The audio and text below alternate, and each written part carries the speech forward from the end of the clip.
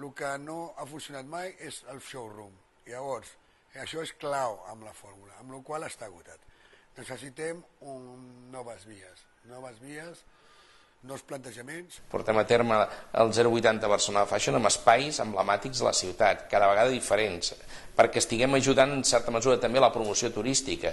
La ciutat de Barcelona no té una imatge forta en el món de la moda. Hauria de competir amb les ciutats emergents en un nou concepte de la moda, és una moda emergent, i ja oblidant-se de la competició entre París, Nova York i Milà, i jugant en una xarxa de nova ciutat que estan emergent, pensant en països com Brasil, com Xina, com per exemple Colòmbia i noves economies.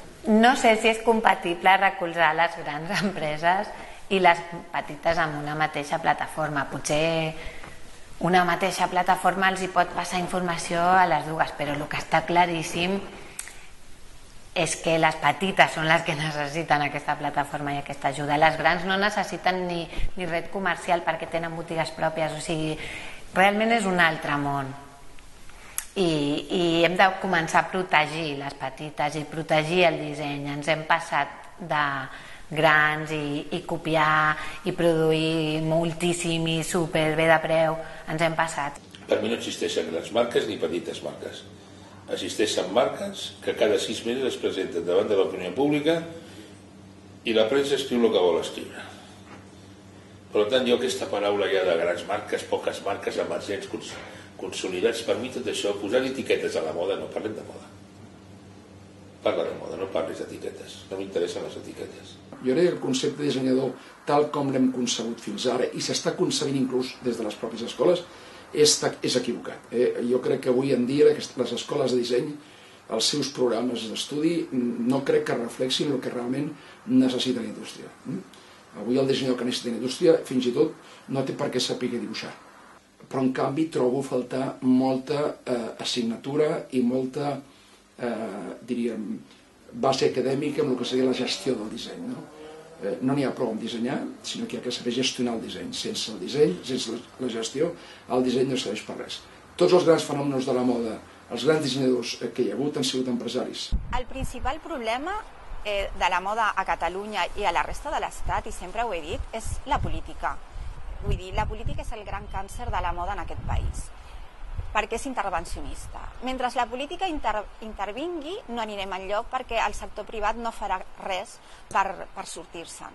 És absurd el fet que els dissenyadors emergents puguin dir home, que s'aposta més per la indústria. En absolut, en absolut. O sigui, quantes edicions portem de 0,80 només amb disseny emergent, sense indústria? I això a on porta?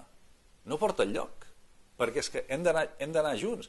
Un disseny emergent sense indústria i sense poder de finançament i sense poder de canalitzar les ventes aquestes no serveix absolutament per res. O sigui, serveix perquè estiguin 4 mesos fent unes col·leccions a nivell de prototipo i després no es pot fabricar perquè no hi ha una indústria al darrere. De què serveix això? Fer una marca també és molt lent. I fer marca i fer una passarel·la o showroom 0,80 tal qual és molt lent, o sigui, també, no? Però, a part de ser molt lent, o sigui, perquè funcioni i tingui retorn, ha de ser molt coherent. Els dissenyadors sols no poden fer res, sobretot perquè la moda, amb M majúscula, la d'estructura, la de negoci, el poder econòmic, tampoc està sol, està dintre d'un entramat. Aleshores, si el més no funciona, això no pot funcionar. Si el model que tenim econòmic aquí és el turisme, no estem parlant que el model econòmic aleshores que tenim aquí és el tèxtil.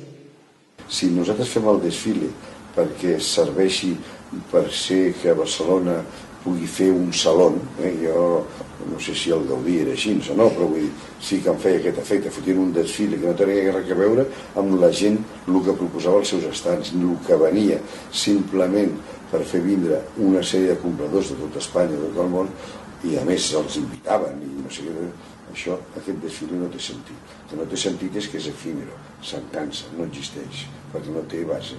El greu problema que hi ha hagut, uns problemes, i no em fico en cap polític ni de cap color, és que cada vegada que canviem els colors, la Generalitat, en aquest cas és el que ens pertoca, volia fer el seu projecte. Un projecte que segurament estava molt bé, però que no era continuïtat amb els altres. Estava molt bé trencar, però ja que saber que trencant és que tindrà molta força, està molt recolzat, i és un projecte de futur important.